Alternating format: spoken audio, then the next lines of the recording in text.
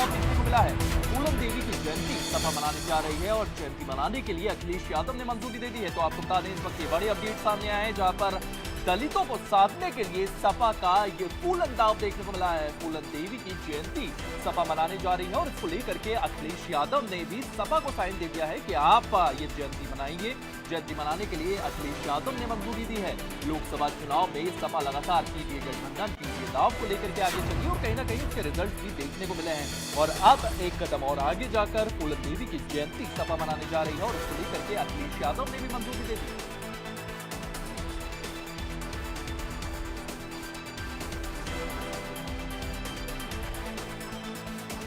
तो आपको बता दें जयंती मनाने के लिए अखिलेश ने मंजूरी दी है। तो ये बड़ी खबर इस वक्त सामने आई है जहां पर लोकसभा चुनाव में सपा का पीडीए दाव है, पिछड़ा दलित और अल्पसंख्यक दाव जो है, जिसको लेकर के सपा को काफी सक्सेस भी मिली है इस लोकसभा चुनाव में। और अब कहीं ना कहीं इसी फॉर्मूले के साथ समाजवादी पार्टी जो है वो भी आगे जाने वाली है। जिस तरीके से एक तरफ सपा जो है वो पिछड़ी जातियों को साध रही है, वहीं एक तरफ वो अगड़ी जातियों को भी साधने में लगी हुई है।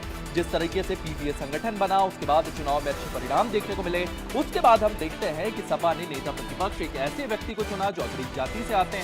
तो कहीं ना कहीं सपा एक बैलेंस बनाने की कोशिश कर रही है और अब पीडीए को लेकर भी ये बड़ा दाव सपा खेलने जा रही है। आपको बता दें कि पूनम देवी की जयंती मनाने को लेकर के अखिलेश यादव ने सपा अब लगातार पूनम देवी की जयंती मनाने जा रही है और सपा अध्यक्ष अखिलेश यादव ने इसको लेकर के मंजूरी दे दी है। आपको बता दें इस वक्त के बड़े अपडेट सामने आ रहे हैं। लोकसभा चुनाव में सपा का पीडीए दाव वापस देखने को मिला है। पूनम देवी की जयंती अखिलेश यादव मनाने जा रहे हैं, सपा मनाने जा रही है। उपचुनाव से पहले सपा का ये पीडीए दाव देखने को मिला है।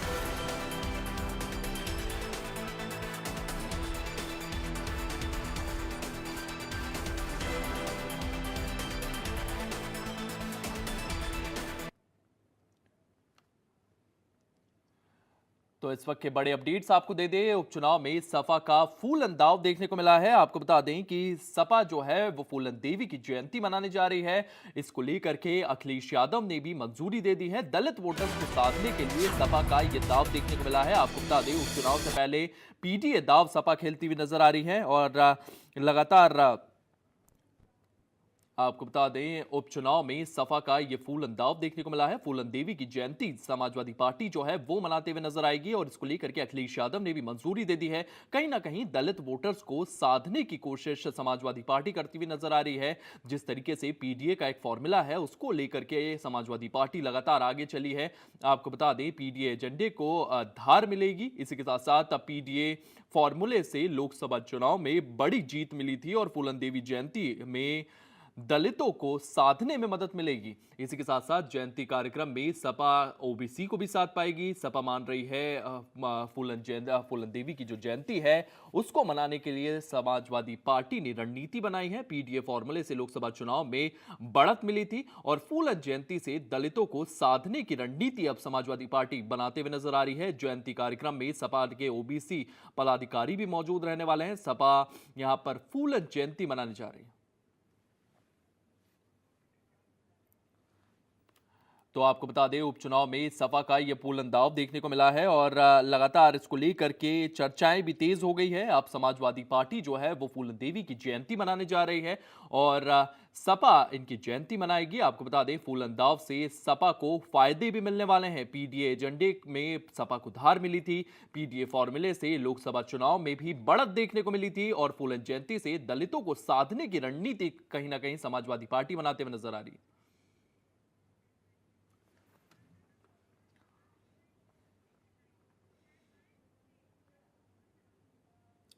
और इसी खबर को लेकर के हमारे सहयोगी मोहम्मद शबाब हमारे साथ मौजूद है। मोहम्मद, इस खबर को लेकर के क्या कुछ जानकारियां सामने आ रही है? क्योंकि शबाब साहब, जिस तरीके से अब पीडीए फॉर्मूले पर समाजवादी पार्टी चलती है और लोकसभा चुनाव में काफी अच्छा प्रदर्शन करती है, अब कहीं ना कहीं पिछड़ों को साधने के लिए पूनम देवी की जयंती भी समाजवादी पार्टी मनाने जा रही है और आने वाले उपचुनाव में इसका क्या कुछ असर देखने को मिलेगा?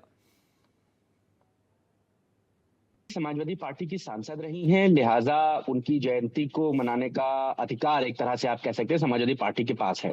और जो लोकसभा चुनाव गुजरे हैं उसके बाद से समाजवादी पार्टी को ये बात समझ में आई है कि हर वर्ग को साधना बेहद जरूरी है। आप सिर्फ यादव मुसलमान वोटरों के भरोसे सरकारों में नहीं आ सकते, आपको इस बात को समझना होगा। और पिछले लोकसभा चुनावों ने समाजवादी पार्टी को ये एक्सपेरिमेंट करने के लिए मजबूर किया। समाजवादी पार्टी ने एक्सपेरिमेंट किए, अपने उस दायरे को तोड़ा और उसका नतीजा भी उसको बेहतर मिला। अब चूंकि फूलन देवी पिछड़े समाज से आती थी, दलित समाज से आती थी, समाजवादी पार्टी की वो सांसद रही थी मिर्जापुर से। साल 1996 में उनको टिकट मिला था, मुलायम सिंह यादव ने उनको टिकट दिया था और वो लोकसभा पहुंची थी। वो देश की अशिक्षित सांसदों में से एक थी, उनमें अंगूठा लगाकर वो पहली बार लोकसभा पहुंची थी। ये अपने आप में बड़ी बहुत महत्वपूर्ण बात थी। तो ऐसे में अब फूलन देवी की जयंती को मनाना समाजवादी पार्टी के लिए पिछड़ी जातियों को इकट्ठा करने जैसा है। इसके लिए बाकायदा प्रदेश अध्यक्ष ने एक पत्र लिखा था। चूंकि अखिलेश यादव दिल्ली में मौजूद थे, उनको पत्र लिखा था। उनके पत्र की स्वीकृति कल देर रात मिल गई थी। तो आज ही चूंकि 10 अगस्त है, लिहाजा सभी जिलाध्यक्षों को ये बात कल रात में कही गई थी कि सभी जिलाध्यक्ष अपने अपने जिलों में बड़े लेवल पर जो है फूलन देवी की जयंती को मनाएं। खास तौर से फूलन देवी के जो जन्म स्थान है, जो उनका राजनीतिक क्षेत्र है, जहां से उनका एक कह सकते हैं कि रसूख रहा है, वहां पर जरूर मनाई जाए। खासकर बुंदेलखंड की बेल्ट हुई, चंबल की बेल्ट हुई या मिर्जापुर की बेल्ट हुई, जहां से उनका जुड़ाव रहा है, उन जगहों पर जयंती को बड़े स्तर पर मनाने के लिए दिशा निर्देश दिए गए हैं। और बाकायदा इसके लिए सभी जिलाध्यक्षों को पत्र लिखकर प्रदेश अध्यक्ष ने कहा है कि बड़े पैमाने पर मनाएं जयंती को। क्योंकि देखिए, जो बाई इलेक्शन है उनमें भी कई सीटें ऐसी हैं जो सीधे तौर पर दलित वोटरों और पिछड़े वोटरों से जुड़ी हुई हैं। वहां पर एक बड़ी तादाद दलित वोटर और पिछड़े वोटरों की है। अधिकतर वोटरों को अपने पाले में करने के लिए ये एक दांव है। समाजवादी पार्टी अब चूंकि बहुजन समाज पार्टी को देख रही है कि वो हाशिए पर पड़ी हुई है और उसका जो एक बड़ा वोट बैंक दलित वोट बैंक है, उसको कैसे अपने फेवर में लाया जाए। जो बड़े वोटरों के तौर पर भारतीय जनता पार्टी में मूव हो गया था, शिफ्ट हो गया था, उन वोटरों को कैसे समाजवादी पार्टी अपने खेमे में लेकर के आया है, उसके लिए ये तमाम कवायदे हैं। और पर इसीलिए शबाब, जिस तरीके से पूरी की पूरी रणनीति देखने को मिल रही है, कहीं ना कहीं पिछड़ों को तो समाजवादी पार्टी ने साधा, पीडीए के तहत साधा है। जिस तरीके से नेता प्रतिपक्ष जो हैं वो एक अगड़ी जाति के बनाए गए हैं, तो पिछड़ों और अगड़ों में एक बैलेंस बनाकर वापस सत्ता हासिल करने की ओर समाजवादी पार्टी नजर आ रही है, जिस तरीके की रणनीति साफ तौर पर देखी जा रही है। देखिए, चुनाव के नतीजों ने समाजवादी पार्टी को कॉन्फिडेंस दिया है और तमाम जो पिछले चुनावों में उनके साथ लूपहोल्स रहे थे, उन लूपहोल्स पर समाजवादी पार्टी ने बड़ा काम किया है। जैसे जब अखिलेश यादव ने विधानसभा छोड़ी, जब वो सांसद बने, उसके बाद एक बड़ी आवाज उठने लगी कि अब शिवपाल यादव ही नेता में सदन में नेता प्रतिपक्ष होंगे, क्योंकि अगले सबसे सीनियर सिंसियर लीडर जो हैं वो शिवपाल यादव हैं और शिवपाल यादव नाराज भी चल रहे हैं और उनकी वजह से ये हो गया वो हो गया। लेकिन उसके बाद समाजवादी पार्टी ने इन सारी बातों को थता बताया और माता प्रसाद पांडे जो सदन में सबसे सीनियर लीडर्स में से एक हैं और समाजवादी पार्टी की जब सरकार रही थी तब वो विधानसभा के अध्यक्ष भी रहे थे, तो माता प्रसाद पांडे को नेता प्रतिपक्ष बनाने का अखिलेश यादव का फैसला निश्चित तौर पर यह बताता है कि कहीं ना कहीं जो फीडबैक है, कहीं ना कहीं जो चर्चा है, उसको फुल प्रूफ तरीके से वो एग्जीक्यूट कर रहे हैं। और नो डाउट इसमें शिवपाल यादव का भी जो है वो हाँ में सर हिलाना बहुत जरूरी था। अगर शिवपाल यादव ये अड़ जाते कि नहीं उन्हें नेता प्रतिपक्ष बनना है, तो अखिलेश यादव फिर कुछ कर नहीं सकते थे। लेकिन शिवपाल यादव ने अपने को बैकफुट पर किया और माता प्रसाद पांडे सदन में नेता प्रतिपक्ष बने। तो ये बताता है कि शिवपाल यादव भी इस बात को समझ रहे हैं कि सिर्फ अब यादव और मुसलमान का जो दायरा है, जो मयार है, उसको उनको खत्म करना होगा समाजवादी पार्टी को। इसी के लिए माता प्रसाद पांडे को बिना सोचे समझे सदन में नेता प्रतिपक्ष बनाया गया। वो सीनियर हैं, इसलिए किसी ने उनके खिलाफ समाजवादी पार्टी में भी आवाज नहीं उठाई कि उनको क्यों बनाया जा रहा है या इनको क्यों नहीं बनाया जा रहा है। शिवपाल यादव के भी जो खेमेबाजी थे वो भी शांत हो गए। माता प्रसाद पांडे के नाम के आगे किसी की नहीं चली। तो अखिलेश यादव जहां अगड़ों के साथ चल रहे हैं, तो वहीं पिछड़ों को भी साधना उनके लिए बहुत जरूरी है। देखिए, अंबेडकर नगर की जो सीट है जहां से लालजी वर्मा सांसद थे, या फिर अयोध्या की जो मिल्कीपुर सीट है जहां से अवधेश प्रसाद पासी सांसद बने हैं, ये सब लोग उन जगहों पर दलित मतदाताओं की तादाद बहुत ज्यादा है। चूंकि अवधेश प्रसाद खुद दलित थे, लिहाजा वहां पर वोटरों को साधना भी तो जरूरी है। आप सिर्फ मौजूदा सांसद या विधायक को ही प्रमोट करके दलित वोटरों को नहीं साध सकते हैं। आपको उनके महापुरुषों को भी साधना होगा, उनकी बड़ी हस्तियों को भी जो है जयंती और पुण्यतिथि उनकी मनानी होगी, ताकि एक मैसेज कन्वे हो सके कि हम लगातार जो आपके समाज से जुड़े हुए लोग हैं उन सब का ख्याल रख रहे हैं, उन सब के लिए जयंती और पुण्यतिथि मना रहे हैं। इसी वजह से अब बड़े पैमाने पर अंबेडकर जी की भी जयंती और पुण्यतिथि सभी राजनीतिक पार्टियां मनाने लगी, जो पहले कभी सिर्फ बहुजन समाज पार्टी और दो एक पार्टियों के इर्द गिर्द ही घूमा करती थी। या दूसरी पार्टियां भी जो मनाती थी वो बहुत बड़े लेवल पे नहीं मनाती थी। लेकिन अब समाजवादी पार्टी हो या भारतीय जनता पार्टी हो या कांग्रेस हो, खुद बहुत बड़े लेवल पे अम्बेडकर जी की प्रतिमा पर माल्यार्पण और तमाम चीजों को कार्यक्रमों को किया जाता है। तो वो ये बताता है कि सभी राजनीतिक पार्टियां अब किसी भी वर्ग को पीछे छोड़ना नहीं चाहती। हर वर्ग को साधना जरूरी भी है और हम्म। मजबूरी भी है, क्योंकि शबाब, जिस आपको तरीके से अगर फूलन देवी की जयंती जो है यहां पर मनाई जा रही है और आने वाले समय में लोकसभा चुनाव भी माफ कीजिएगा उपचुनाव आने वाले हैं, तो उपचुनाव के लिए किस तरीके से ये जो एक पैतरा सपा ने इस्तेमाल किया है, ये कितना फायदेमंद होने वाला है आने वाले इन 10 सीटों के चुनाव में?